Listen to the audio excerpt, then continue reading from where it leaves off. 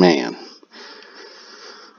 Oh, like 2 weeks off from school. I may end up might start doing some PowerPoints on some shit. Might start doing that. I don't know. Because it amazes me how much shit Citadel and all the other guys, their whole business is shorting. Their entire business is manipulation of stock prices to make money. It's their whole business. That's it. Every stock in the world, every single one you look up when you go look up the short interest, Citadel and all his buddies are there. They're all there. Doesn't matter who it is. I got curious and was like, you know what, I'm going to look at Amazon because Amazon is a thriving company, been thriving forever since its inception through the pandemic, continually thriving. And a bunch of people are following suit on Citadel and them. Citadel fucking, of course, one of the largest short positions in it. Um, Insane. It's insane. That's what the stock market has become now. You have retail that pours into these things, puts their money into it, invests, gets the price to move up, and then these big money dickheads come through and just short the fuck out of it, scare retail out. It drops even lower, and then they just buy back at insanely lower prices than where they shorted. No reason. None. There is no reason in the world to believe that Amazon is going to be tanking or that it's overvalued or anything, any reason for shorting. But they're allowed to do it anyway. They're allowed to do it anyway. But that bullshit aside, Kev, I got your video or your email, and I figured I'd throw VIH in my video. Um, this is when I'm telling you guys you got to learn to make money with them. You got to learn to win with them. This is a prime example of what I'm talking about.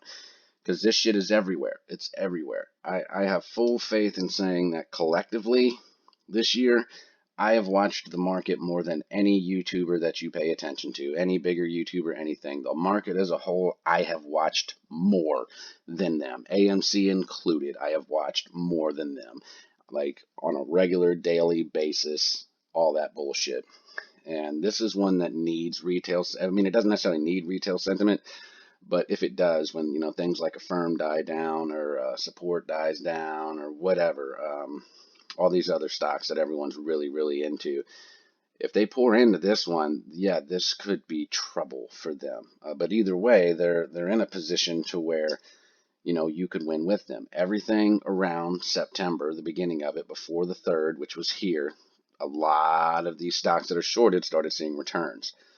Um, this could be an opportunity to win with them.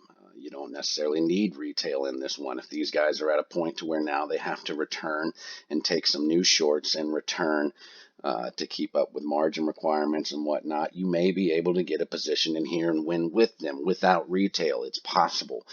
But again, this thing, it doesn't even average 1 million shares a day being traded. So, it's one of those iffy ones, and that's why it's rode $9 for so long, for months. There's no volume in it. There's no retail sentiment, nothing. Um, Even after this big fucking short here, no retail popped in.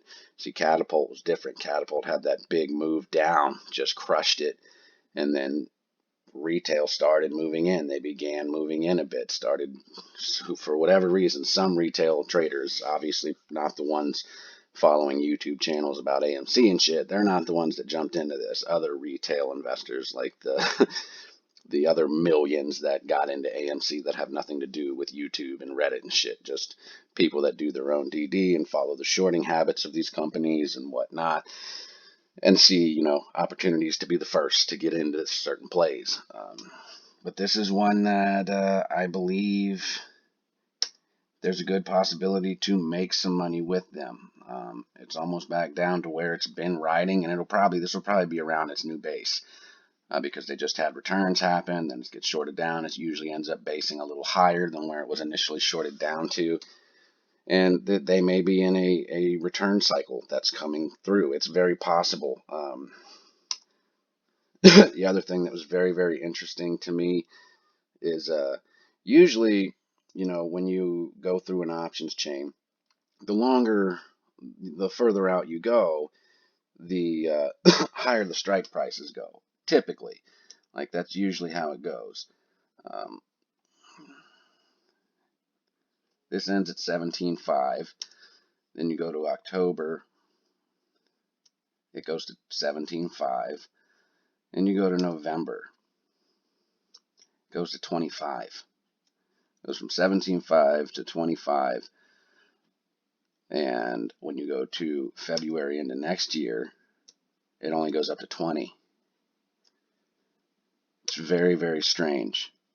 You go into January, it only goes to 20. And then you got to go to January 24. That's January 23, January 24. That only goes to 20. So why in the hell are they expecting some move, or why is the options chain, like retail's not in this? Retail isn't in this. And this is what AMC was like. AMC had like a top of 20. 20 was kind of its highest strike price.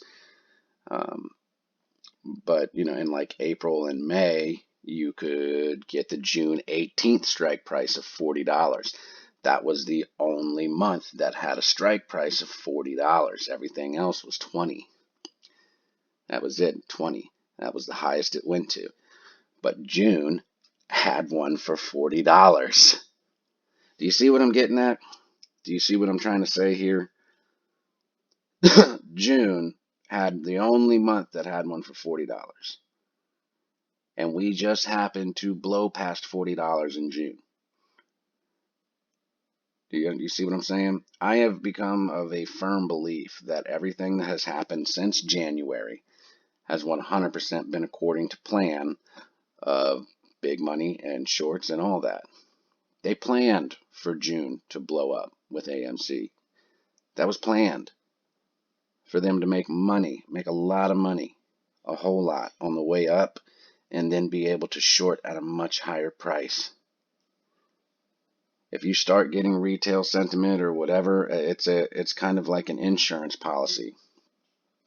If retail ends up pouring in and pushes your short positions up to where they're going to be negative, well, you know what? They have a plan for that. They'll buy a bunch of call options at a higher strike price, blow the price up, return a bunch of those lower ones that are losing money, shoot this shit way, way up above its normal base price, and then take a bunch of shorts out at the top and continue to do that. And then do what they've done. Keep it at a low price, return the rest of these, but you're still making profit up here. And then they start that little chain of, they short and then return a little bit above those shorts, but then take out new shorts and push it down below these ones, and then return these ones, which makes these ones negative, but then they take out new positions that push this down short. This one's now positive, return. It's a perfect play. It is. It's perfect.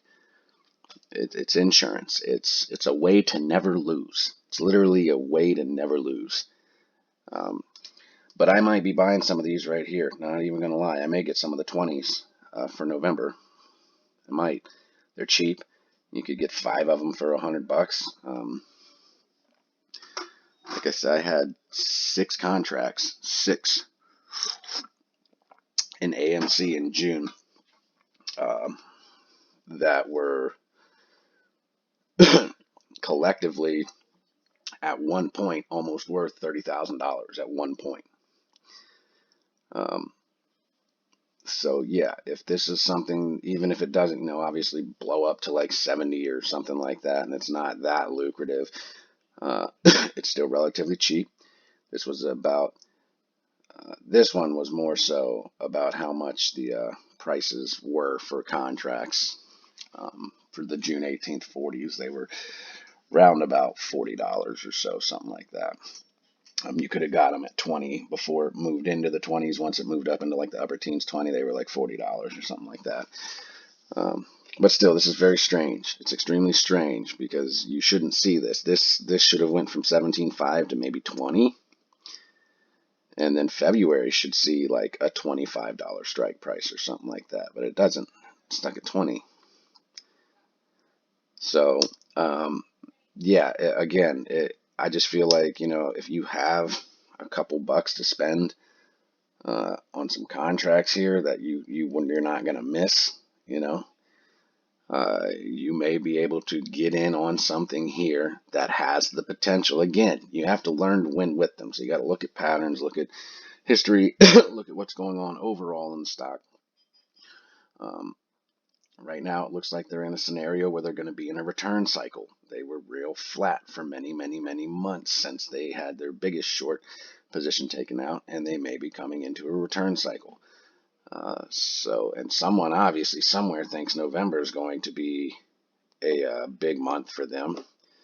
So, yeah, I don't know. I'm just, I see things that I've seen before, like in AMC, and it just makes me wonder, like I said, after studying this, after watching all of this has been controlled. All of this has been part of a plan by them to make money regardless of what they lost. January was eye-opening for them because Melvin got screwed. They lost a lot.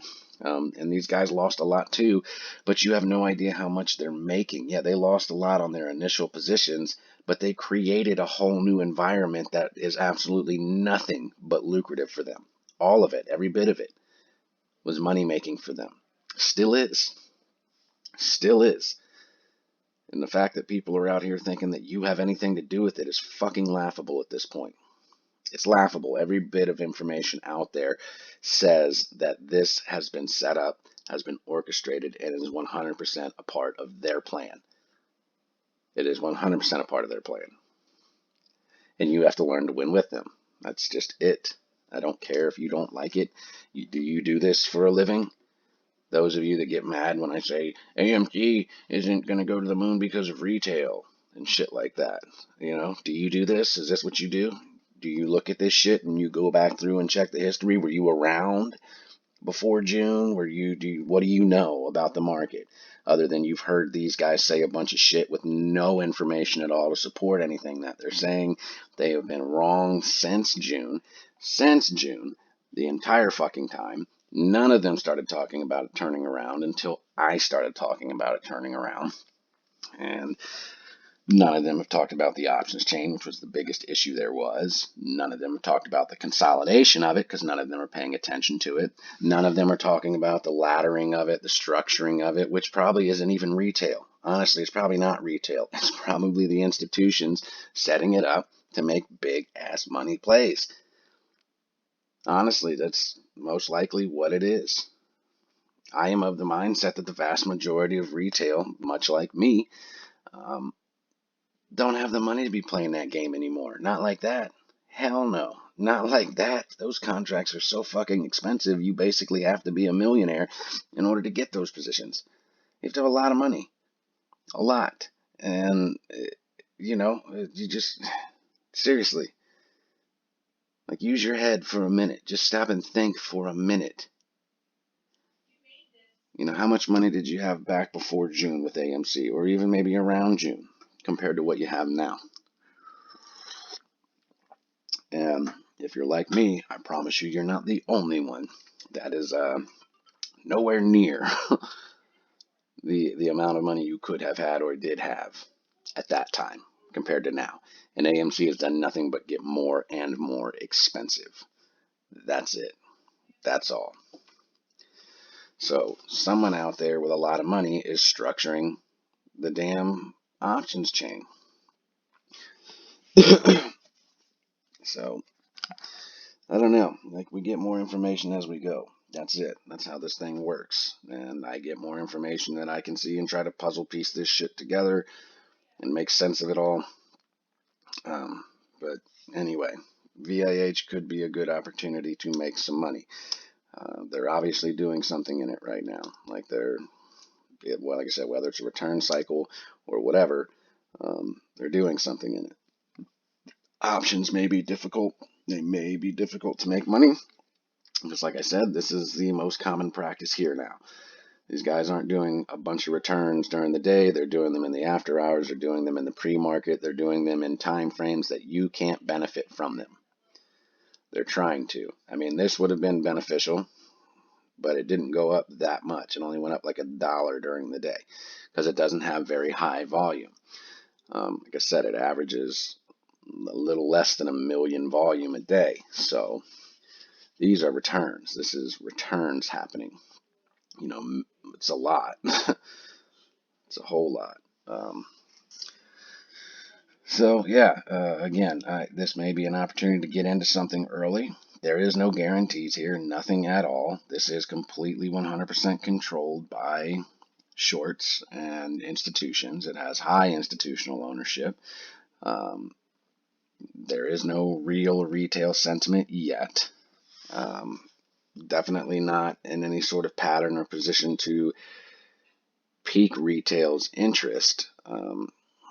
Hasn't really, even this wouldn't have been on a gainers list because by the time it opened back up, it was pretty much right back down where it closed at.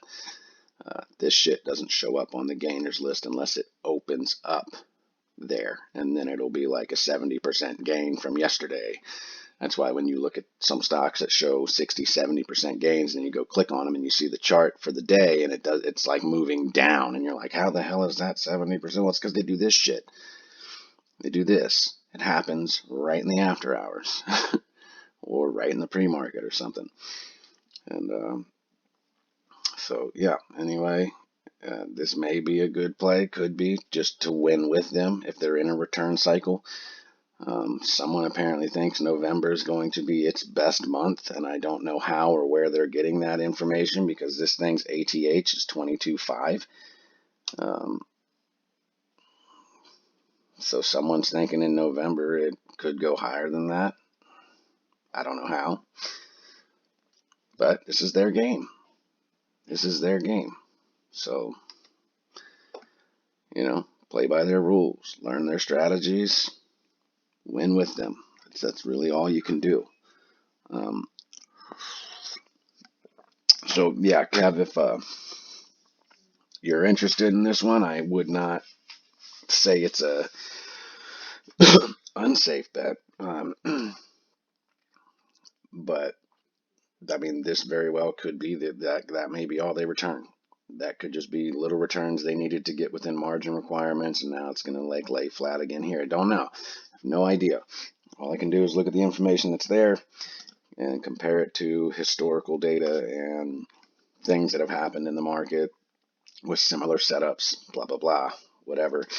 The MACD has spent a long time riding up this line and finally kind of coming back over the histogram. But that doesn't mean it's not just going to go right back down. But again, I might toss a couple shekels in this just to let it sit till November. Like I said, maybe like $100 or something I'm not too concerned about. And see what happens, because you never know. You never know what's going to happen in the stock market now. Like, you just don't. But these are the things you have to look for. You have to look for these movements and try to figure out why they happened and could they happen again. Based on the way the options chain is set up, considering the fact there's no retail sentiment yet, someone thinks there's going to be a move by November. Doesn't necessarily mean it's going to be in November, but by November. And if retail does decide to pour into this, it would be troublesome for them. It definitely would be. And you would probably see some quick returns. So, yeah, that's pretty much it's going to be it for this one. I don't know if you guys saw Trey's video. I thought I don't know if I talked about it yet or not, but his video yesterday, just these dudes, man, literally, they are literally taking what I do and what I'm doing with my channel, and like they're trying to create this new face for themselves this go round.